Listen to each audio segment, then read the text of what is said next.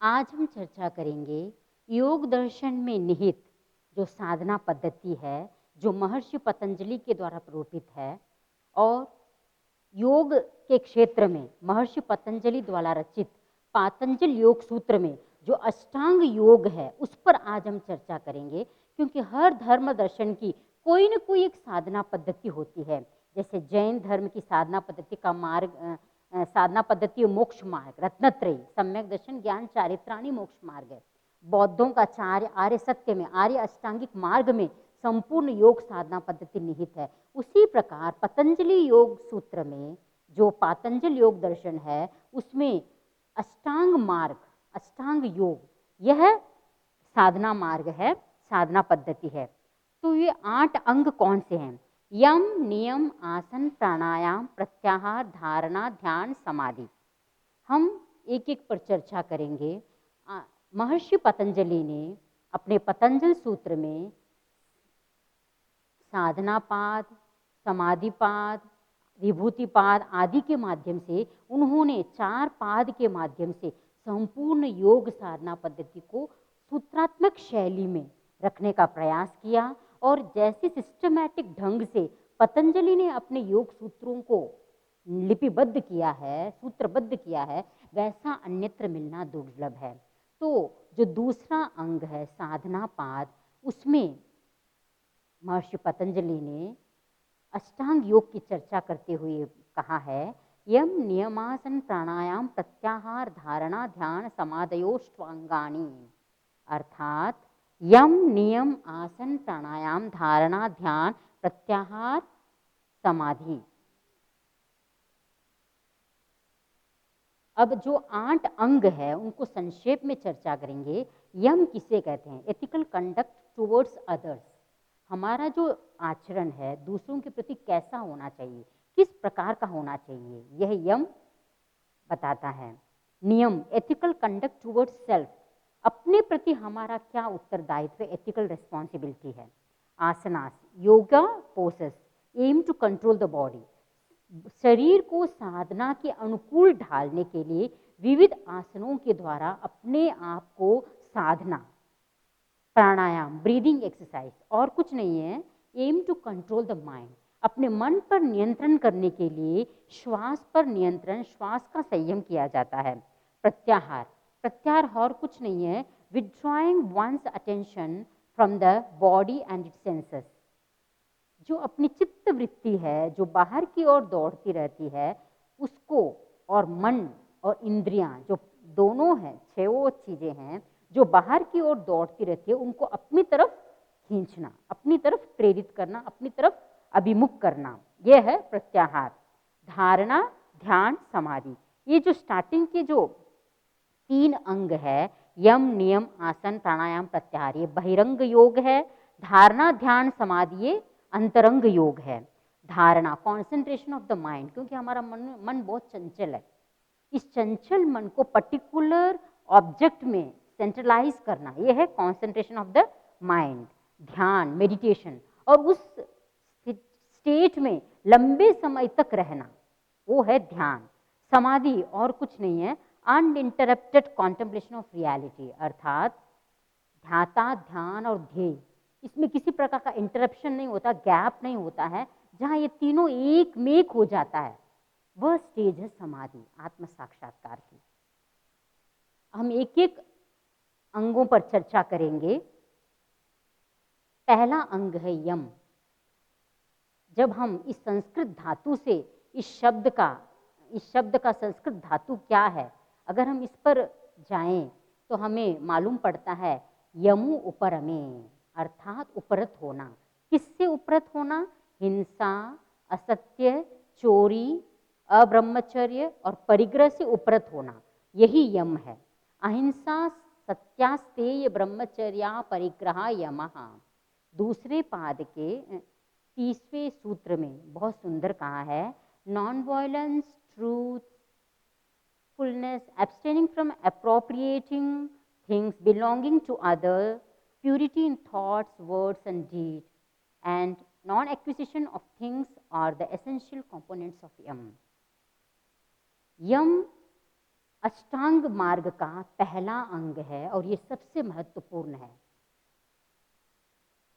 प्रथम भूमिका में, प्रथम स्टेप में जो निष्णात नहीं होता है, जो एफिशिएंट नहीं होता है, वह आगे के अंगों में प्रयाण नहीं कर सकता है, प्रस्थान नहीं कर सकता है। तो ये जो अहिंसा, सत्य, अस्तेय, ब्रह्मचर्य, अपरिग्रह, ये जो बात कही है, कोई भी योगी साधना क्षेत्र में प्रवेश करना चाहता है तो उनको इन 5 चीजों का सम्यक्तया पालन करना आवश्यक होता है। अब प्रश्न है, जब पतंजलि ने इन सूत्र का निर्माण किया तब उसके ध्यान में था कुछ नियम ऐसे होते हैं जो देश कालावच्छिन्न होते हैं, जिसे कहते हैं महाव्रत। उन्होंने एक सूत्र दिया है, देश कालावच्छिन्ना महाव्रतम, मतलब देश काल आदि की कोई एक्सेप्शन नहीं है, जहाँ पर हर स्थिति में अहिंसा का पालन करना, सत्य का पालन करना, अस्तेय, ब्रह्मचर्य, अपरिग्रह का पालन करना, यह है महाव्रत। जो इसकी अखंड साधना करता है वह इस फर्स्ट अंग में निष्णात बन जाता है। तो उस साधना का उपक्रम क्या है, किस प्रकार हम 5 यमों को सिद्ध करें, उसको उन्होंने आगे से आगे डिटेल से बताया। अहिंसा किसे कहते हैं, अहिंसा किस स्टेज की होनी चाहिए। अहिंसा is nothing but non injury.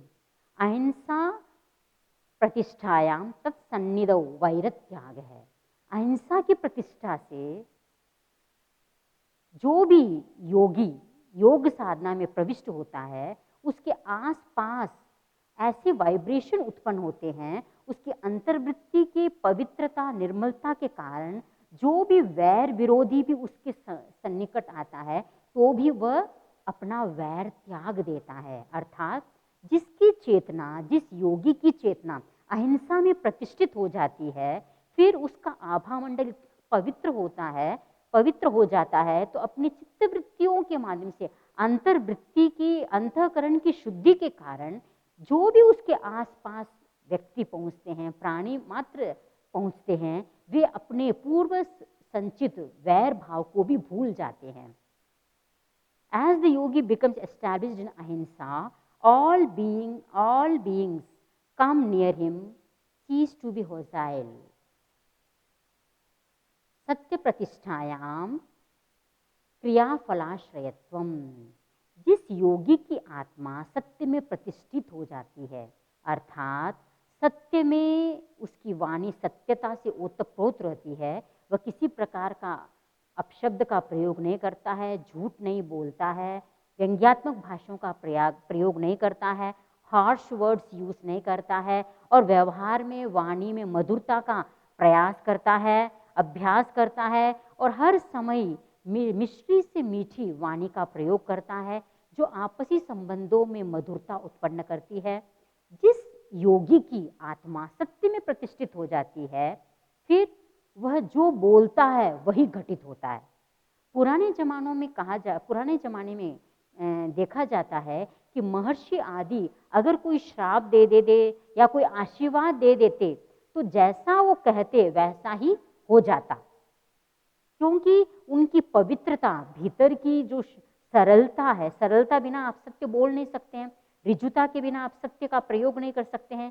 तो माया रहित जो उसमें वक्रता का अभाव रहता है, ऋजुता से ओतप्रोत होकर जो साधक है सत्य में प्रतिष्ठित हो जाने पर, truth of action depend upon the action of the yogi. जो घटित होने वाली घटना है वह जो योगी की वचन पर डिपेंड हो जाता है। इस प्रकार हम बहुत सारे हरिश्चंद्र राजा को देखते हैं जो जिसने आजीवन सत्य का पालन किया, जिसने भी सत्य का पालन किया उन्होंने उसका फल प्राप्त किया है। वह जो सोचता है वही होता है, अर्थात कितनी उत्कृष्ट बात है, मनोवांछित पूर्ण हो जाता है। बस शर्त एक ही है कि हमारे भीतर सत्य का अवतरण हो, और वह तभी हो सकता है जब हम इसका मनसा वाचा कर्मणा तीनों योग से इसका प्रयोग करेंगे। अस्तेय, अस्तेय प्रतिष्ठायाम सर्वरत्नोपस्थापनम। पतंजलि ने बहुत सुंदर कहा है कि अनावश्यक वस्तुओं का संग्रह भी चोरी है। Grid and desire cause stealing. व्यक्ति चोरी में क्यों इंडल्ज होता है? क्योंकि वह लोभ और इच्छा के वशीभूत होता है, तभी उसके अधीन होकर वह चोरी करता है। Developing non desirous helps resist temptation for objects of the senses. जब उसके भीतर अनाकांक्षा उत्पन्न होती है तब वह अपने इंद्रियों पर नियंत्रण करता है। Making demands in relationship is stealing.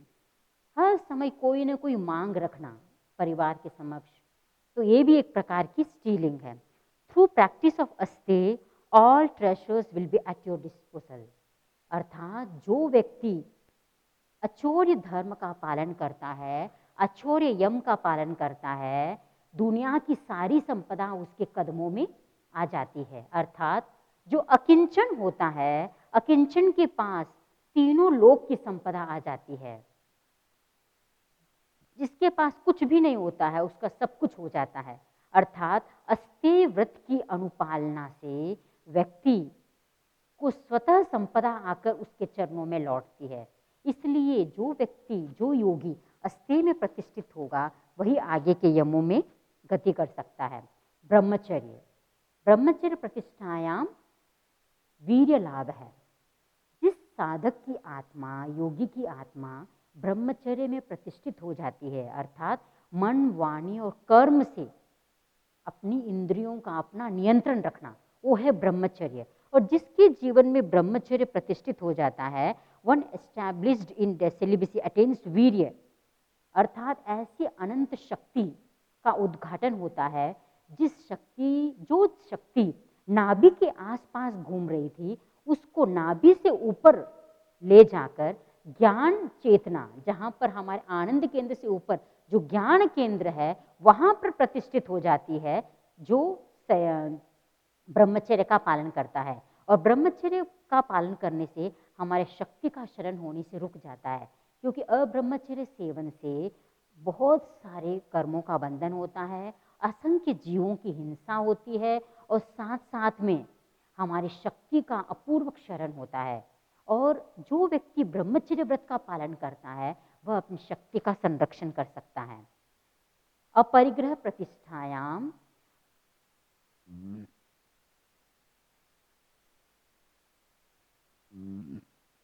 अपरिग्रह, नॉन एक्विजिशन ऑफ थिंग्स और एब्स्टिनेशन from receiving gifts.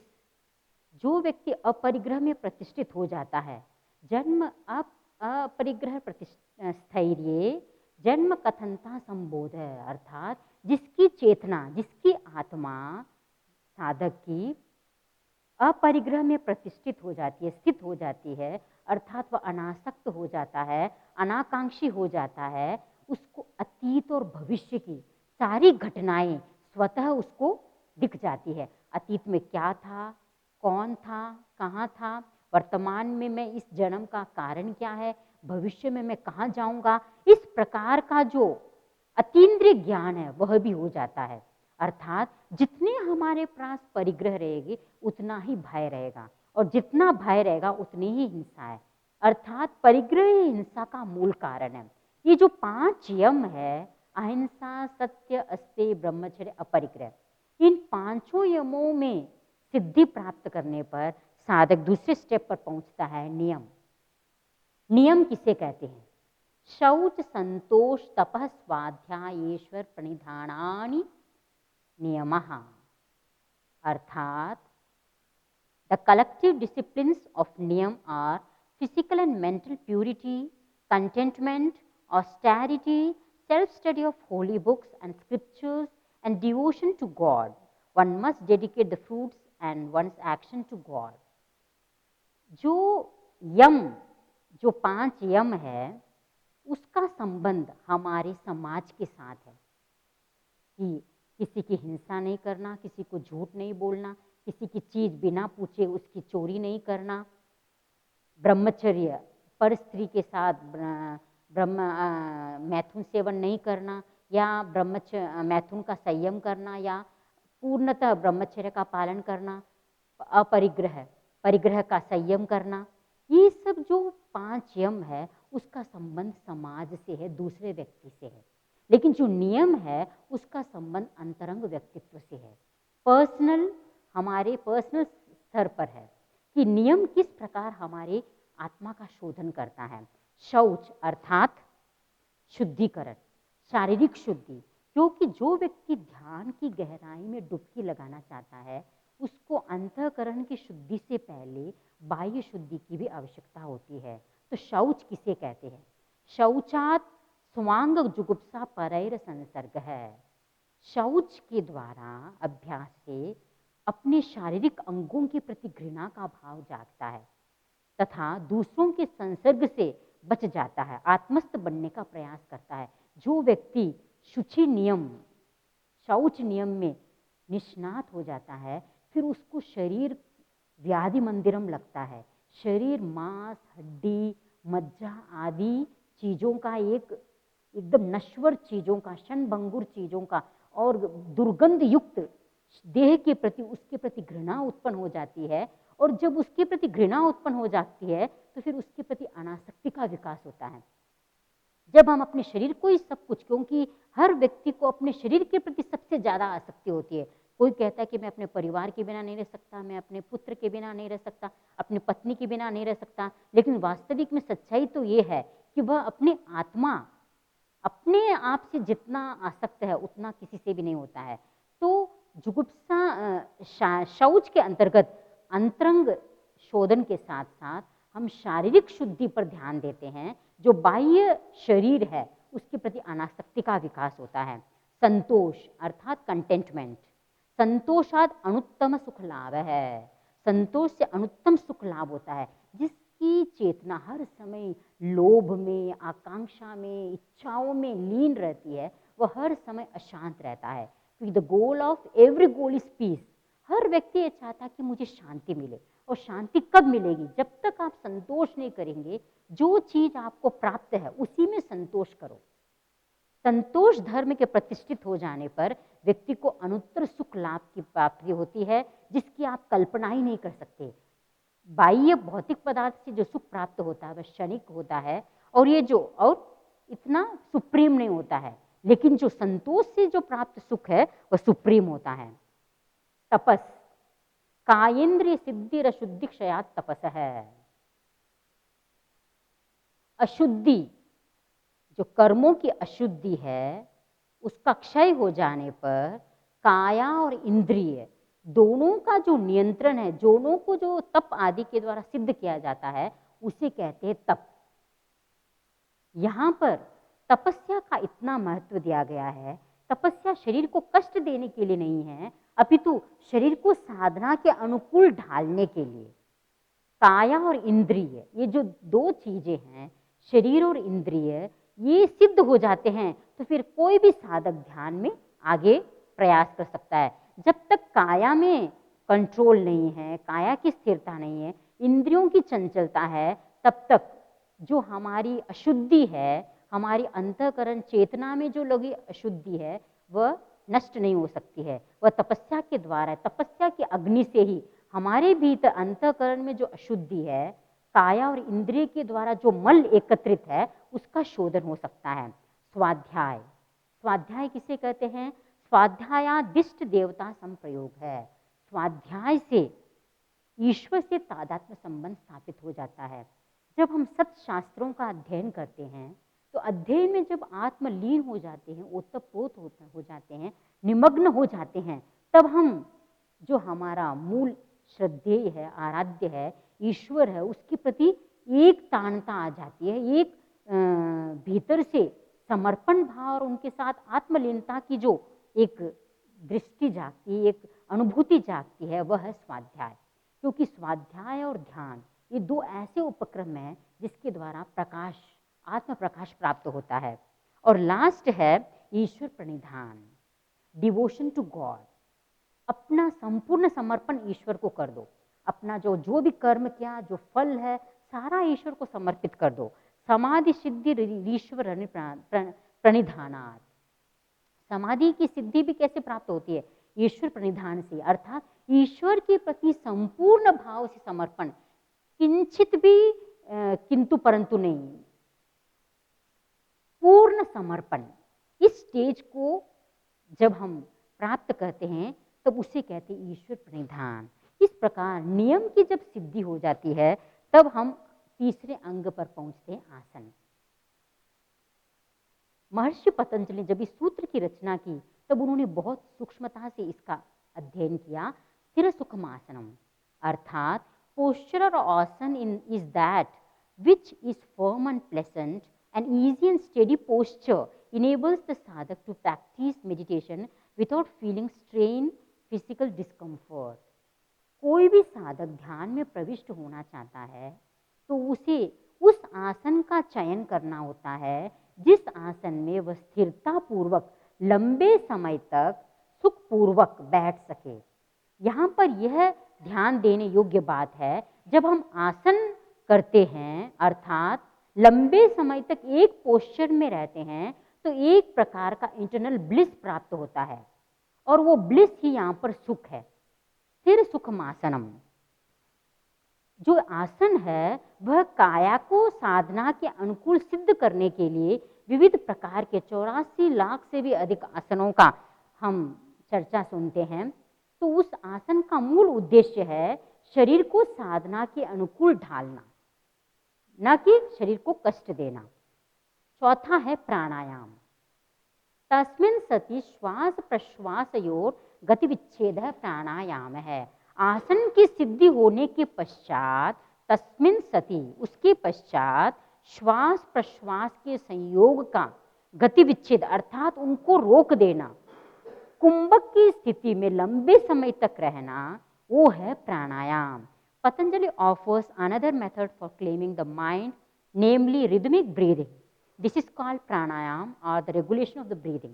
Once the mind has been calmed, it is fit to begin meditation on a single idea such as the light within or the illuminate being or pure awareness.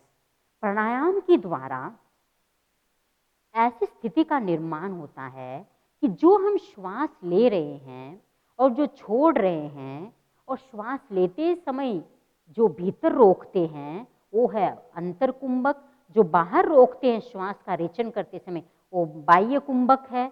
इस प्रकार श्वास प्रश्वास के साथ अंतर कुंभक और बाह्य कुंभक के सतत अभ्यास से एक स्टेज ऐसी आती है उस समय न पूरक का ध्यान रहता है, न रेचक का ध्यान रहता है और न ही कुंभक का ध्यान रहता है। इन सब का विच्छेद हो जाता है। उस स्टेज का नाम है प्राणायाम। और जो व्यक्ति प्राणायाम में निष्णात हो जाता है, एफिशिएंट हो जाता है, उसमें माहिरता हासिल कर देता है, फिर एक प्रकार का प्रकाशावरण विलीन हो जाता है। ततः क्षीयते प्रकाशावरणम, जो आत्मा पर आवरण आया हुआ था अंधकार का, वह अंधकार जो कर्म रूपी अंधकार का आवरण आया था वह नष्ट हो जाता, वह हट जाता है। प्रत्याहार किसे कहते हैं? स्व विषया संप्रयोगे चित्त स्वरूपानुकार इवेंद्रियाणाम प्रत्याहार है। प्राणायाम के पश्चात अपने विषयों के प्रति चित्त का एक रूप हो जाना। 5 इंद्रियां जो बाह्य जगत में चित्त को टिकाए हुए थी उसको अंतःकरण में स्थापित करना इवेंद्रियाणाम प्रत्याहार है। जो बाह्य की ओर जाने वाली हमारी चैतसिक अवस्था है उसको भीतर की ओर मोड़ना, पीछे लौटना, अपने घर में आना। प्रत्याहार और कुछ नहीं है, आत्म प्रतिष्ठित होना। जो 5 इंद्रिय और मन रूपी जो घोड़ा है बाहर दौड़ रहे थे उनको संयमित करना, नियंत्रण में लाना, अपने आत्मस में स्थित करना। प्रत्याहार is nothing but withdrawing the senses और organs from their contact with external objects. When we contemplate on abstract idea, we automatically withdraw the senses from the external world. The outgoing tendency of the mind must be restrained. इस प्रकार हमारी जो चित्तवृत्ति बाहर जा रही है उसको रोकना, यह है प्रत्याहार। इस प्रकार ये जो प्रथम 5 अंग है वे अष्टांग योग के बहिरंग साधन है। योग साधना में जब तक इन 5 अंगों में निष्णात नहीं होता है साधक, वह आगे प्रवेश नहीं कर सकता है। जो अंतरंग योग है, ध्यान, धारणा, देशबंध चित्तस्य धारणा।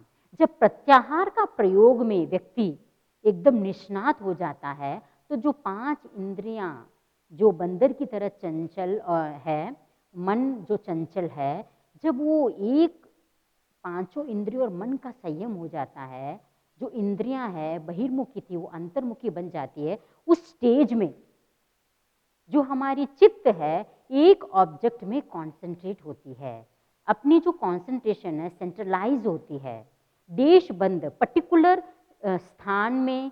जैसे हमारा शरीर है, भ्रिकुटी के मध्य भाग पर देश अर्थात उस स्थान पर अपने चित्त को बांध देना, या नासाग्र पर या नाभि कमल पर या हृदय कमल पर, अपने शरीर के किसी अंग पर या बाह्य जितने भी कोई भी इंस्ट्रूमेंट है, कोई जप पर या कोई पिक्चर पर, अपने आराध्य के फोटो पर, जो एक अपना चित्त एकाग्र हो जाता है उसको स्थापित कर देना, पर्टिकुलर देश में अपने चित्त को बांध देना, वो है धारणा।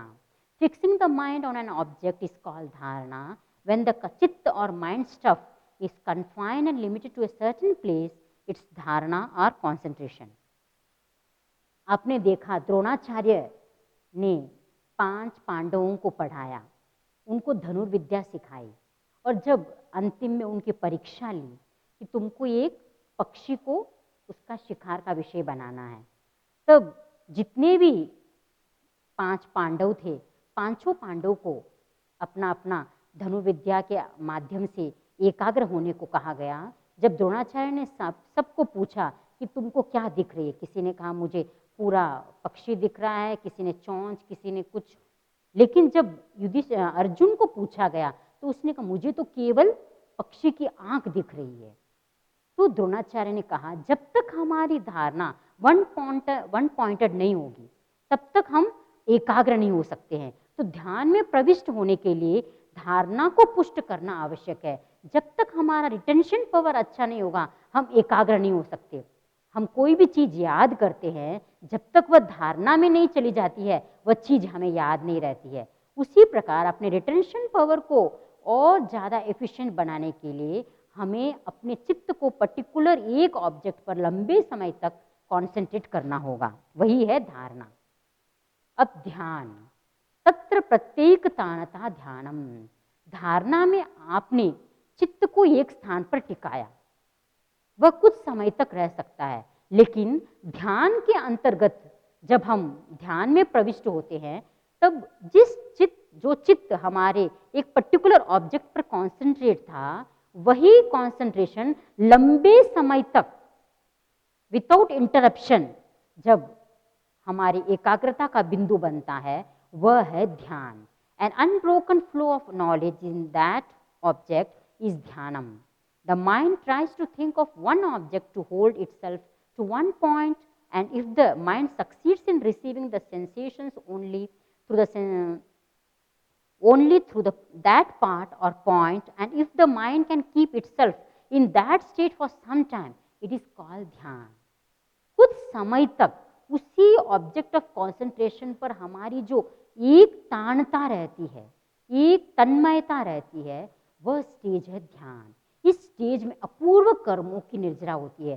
जिस ऑब्जेक्ट पर आप कॉन्सेंट्रेट होते हैं, अपना शरीर के किसी भी अंग पर आप ध्यान करते हैं, उसी में एक मेक हो जाना, लंबी जो तल्लीनता है वो ध्यान है।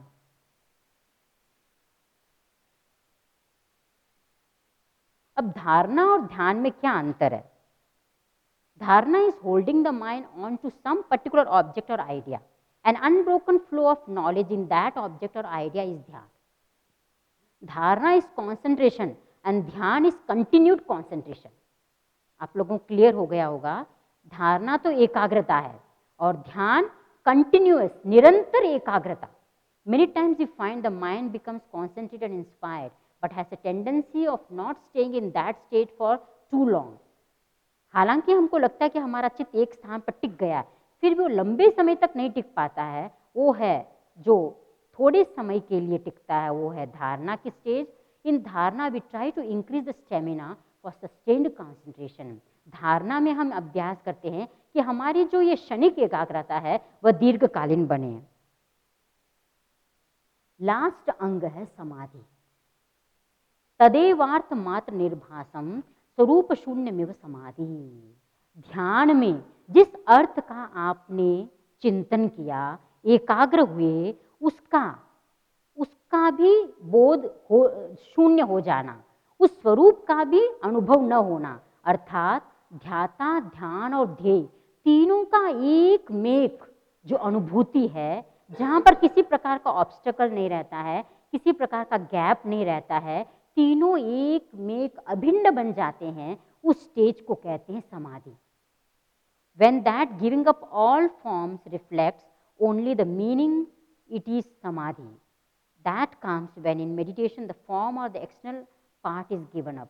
अर्थात अपनी संपूर्ण चेतना जब आत्मा में लीन हो जाती है, जो साधक जिस चीज का, जिस अर्थ का, जिस शब्द का वह बोध कर रहा है, जिस चीज को कॉन्सेंट्रेट हो रहा है, वह इतना एकाग्र हो जाता है कि वह कॉन्सेंट्रेशन, फिर कॉन्सेंट्रेशन नहीं रहता है, ध्याता, ध्यान और ध्येय एक मेक हो जाते हैं, दैट इज समाधि। अब समाधि दो प्रकार की है, संप्रज्ञात समाधि, असंप्रज्ञात समाधि। संप्रज्ञात समाधि और कुछ नहीं है, वह सबीज समाधि है, अर्थात इसमें वितर्क, विकल्प आदि रहते हैं, अविद्या, अस्मिता आदि रहते हैं। असंप्रज्ञात समाधि और कुछ नहीं, निर्बीज समाधि है, इसमें अविद्या आदि, संस्कार आदि नहीं होते हैं। अब जो संप्रज्ञात समाधि है उसके चार प्रकार है, वितर्कानुगत, विचारानुगत, आनंदानुगत, अस्मितानुगत।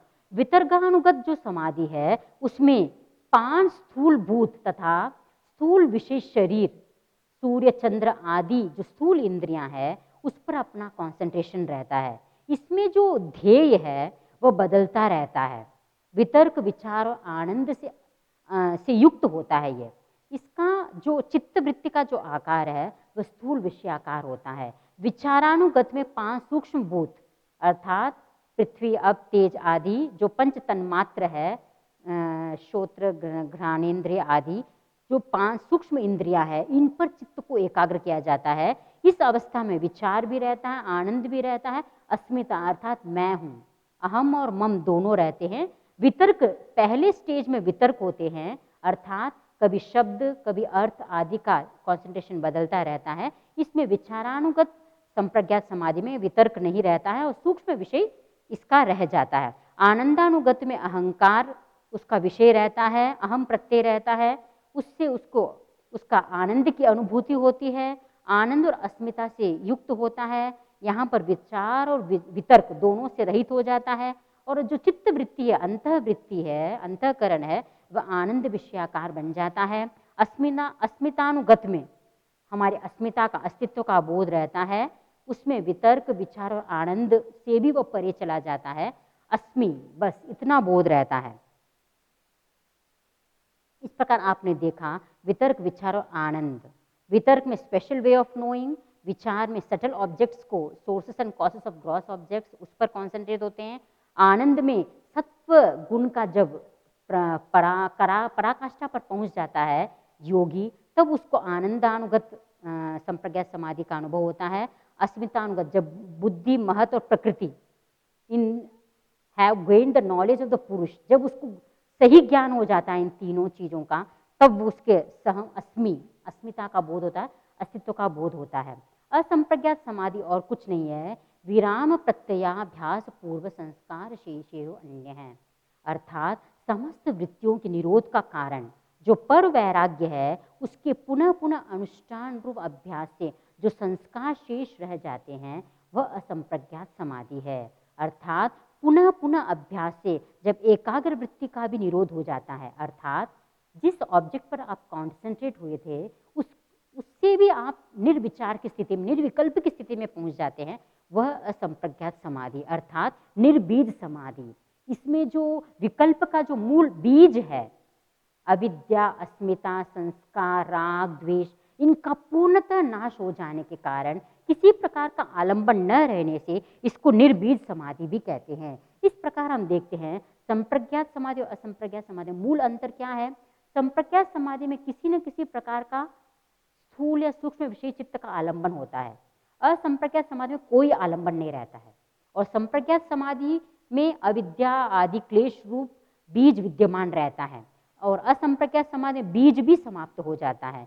संप्रज्ञात समाधि में केवल बाह्य चित्त वृत्तियों का निरोध होता है और असंप्रज्ञात समाधि में बाह्य, आंतरिक सभी प्रकार की चित्त वृत्तियों का निरोध हो जाता है। इस प्रकार जो साधक यम, नियम, आसन, प्राणायाम, प्रत्याहार, धारणा, ध्यान, समाधि इन 8 अंगों में क्रमशः आरोहण करते हुए अध्यात्म के पथ पर बढ़ता है, वह अवश्य समाधि की स्थिति को प्राप्त कर सकता है। जो पंच क्लेश है उनसे मुक्त हो जाता है और चित्त वृत्ति का संपूर्णतः निरोध होकर वह समाधिस्थ हो जाता है। ओम